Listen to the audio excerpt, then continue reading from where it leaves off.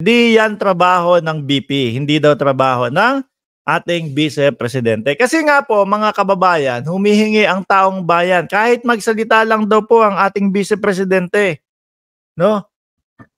Kung ano ang stand niya, mga boss, dito sa nangyayari sa West Philippine Sea. Dahil ang ating Vice Presidente po ngayon, no comment, no? Mas madaming komento ngayon po si BP Sara, mga boss, doon sa kaso ni Pastor Kibuloy. So sabi ko, tumindig pa siya, pumunta pa siya doon sa ano ba 'yon? Yung 7 days na prayer rally na walang na konti ang prayer, madami ang ano, galit. Pumunta pa siya doon. Although, in fairness naman sa ating Vice Presidente, hindi naman siya nagsalita doon sa entablado. Yeah, siguro kung nagsalita pa siya sa entablado, wait lang. Madam, may mga ano umiiyak doon.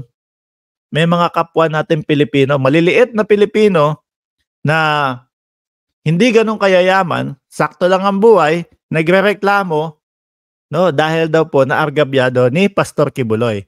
Tapos sabay back-upan nyo si super millionaire na Pastor Kibuloy. Biglang sasabihin, bias sila kay Pastor Kibuloy eh. Ginigipit nila si Pastor Kibuloy eh. Sabi ko, kailan pa nangyari yung panggigipit sa isang milyonaryo? No? Tapos ilang senador yung nandiyan sa likod, sumusuporta kay Pastor, which is dapat naging gitna po sila doon, mga kababayan. Yung tipo bang, alam natin, mga kaibigan nila, no? Mga kaibigan ni Pastor, mga bossing, yung nandoon. Pero yung tipo bang, hindi ko sure kung tama yung word ko na delikadesa na lang, no? Sumuporta kayo, wag nyo na lang ipahalata na nag-lawyer kayo diyan. 'Di ba? Kay Pastor Kibuloy. Kasi ano 'to eh, para sa mamamayang Pilipino po ito, mga kababayan eh. 'Di po ba? Para sa mamamayang Pilipino ito, hindi lang po yung basta si Pastor ginigipit ganyan. Ginigipit. Ay Diyos ko po. Sabi ni Tita Missy, purihin ang Ama, purihin ang kalangitan. Uy, may nakita ako kanina kay Pastor parang isang video, kumbaga kung saan siya nanggaling, no? Yung tipo bang mga kasama niya dati, pinagpe-pray over na siya, na lumabas na daw po yung demonyo sa katawan niya. Kasi sila po, no, yung pinanggalingan ni Pastor Kibuloy, sila po naniniwala pa din po na may iisang anak lang ang Diyos Ama. Yon ay si Jesucristo. Kaso gusto nang igiit yata ni Pastor Kibuloy, kapatid siya ni Jesus. Naloko na. So, yung pagdedepensa, nagulat nga ako, si Pulong pa nagsabi no? Talagang tahimik si BP Inday Sara. Yung sa atin naman po, mga kababayan, yung paghingi po natin kung ano ang stand niya sa West Philippine Sea, mga kababayan. Huwag mo nang sabihin, sige, okay, kung hindi trabaho ng Vice President yan. No? Yung bilang ano na lang, yung bilang Pilipino na lang. No? Isa kang Pilipino, eto nga po tayo mga bossing. Simpleng-simple. Di ba? Simpleng-simple. Tayo po. No? Simpleng Pilipino, pero kumbaga, attached tayo doon sa issue ng West Philippine Sea, mga kababayan. Pero kung ang mariringgan no? Wala nga tayo marinig kay BP Sara Pero kung ang ating Vice Presidente hindi man lang magsasalita na, kayong mga nandiyan sa West Philippine Sea, mga Marines natin, mga kasundaluhan, lahat ng nagtatrabaho diyan, nakasuporta ako sa inyo, no? Maraming salamat. Ganito, simpleng wordings lang. Maraming salamat sa pagtatanggol ninyo sa Pilipinas.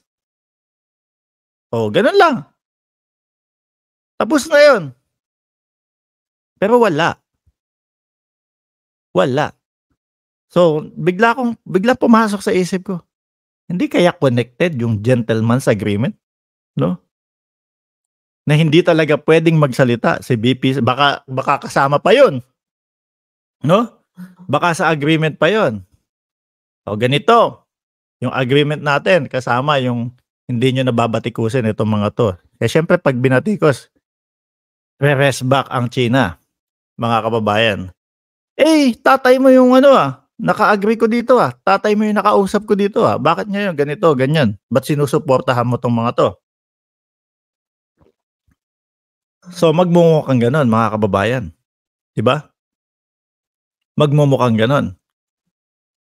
At isa pa, yung pagkakasunod-sunod nung mga reaksyon nung mga ayan, kagaya na lang po nila Pantaleon Alvarez, 'no? Nasa tamang katinuan ba si Alvarez at pinagre-resign si PBBM at ipalit agad si Sara na wala pa namang napatunayan o walang achievement hanggang ngayon, kaya ba niyang makipag-usap sa leader? Kasi ang sigaw ni ano, ang sigaw, 'no, ni Pantaleon Alvarez, gusto mong mapatahimik ang China? Gusto niyong mapatahimik?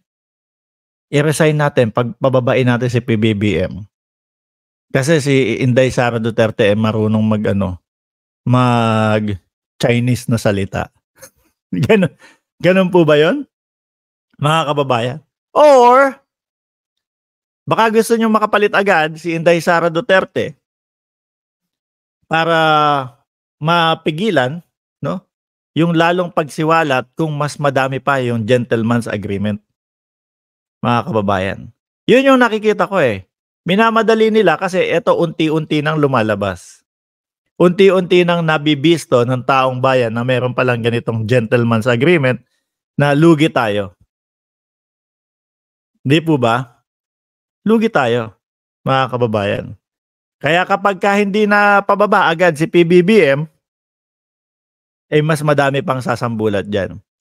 Yung utang na loob, 'no, hindi gumana sa ating Pangulong, Marcos. Kagaya nila Binoy, ramdam naman po natin kung bakit halos mag-lawyer na sila kay Pastor Kibuloy. Pero sa ating Pangulo ngayon, okey, SMNI, nakatulong sa akin, 'no? Malaki din po kasi yung naging ano, or vice versa, nagtulungan sila, 'di ba? Nagtulungan sila, mga kababayan. Pero it doesn't mean na ang ating Pangulo, magiging tuta nila, mga bossing. Tuta nila in a way na, "Oh, laki ng itinulong sa'yo ng SMNI, nung ikaw ay kumakandidato, pagtakpan mo dapat yang mga gentleman's agreement. Pagtakpan mo dapat itong mga kaso.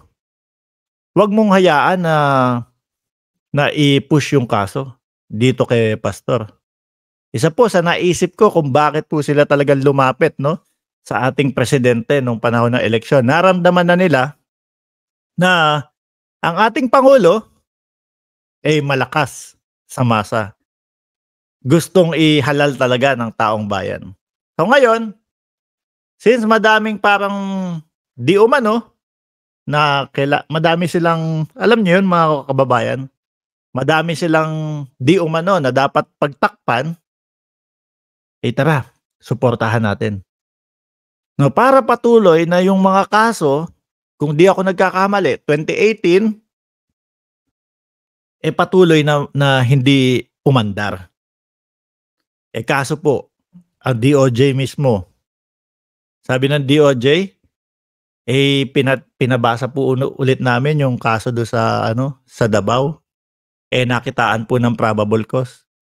Kaya kailangan buksan.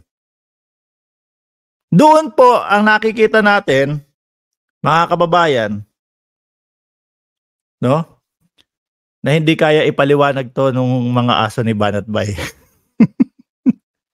Doon po, mga kababayan, isa sa nakikita nating presidente na dapat, 'no, na dapat, attitude ng isang presidente ay ito talaga, yung hindi pagtanaw ng utang na loob. Hindi pagtanaw ng utang na loob kasi tinulungan mo kami nung tinulungan mo ako nung eleksyon, tapos meron kang mga problema ngayon, kailangan ipahinto ko. Tama po 'yan, 'no? Equal, pantay-pantay. Kung tutulong ka, sa aking pagtakbo, huwag kang mag-antay ng kapalit sa akin, 'no? Siguro nabubwisit sila, ginawa na namin lahat dati para makasipsip sa'yo, tapos wala. Ganyan lang pala gagawin mo, hahayaan mo lang kami. Which is para po sa mga kababayan natin na mahihirap, walang kakayanan na idepensa ang kanilang mga sarili. Ngayon maiisip na po nila, mga kababayan, nandito ang gobyerno para sa inyo, 'no? Kahit na kahit na gaanong kayaman yung magiging kalaban ninyo, oh, basta isuplong niyo sa amin, susuportahan namin kayo. Basta totoo, basta totoo. Yan. Yan po yung makukuha natin sa isang presidente na hindi tumatanaw ng utang na loob. Sa isang gobyerno na hindi tumatanaw ng utang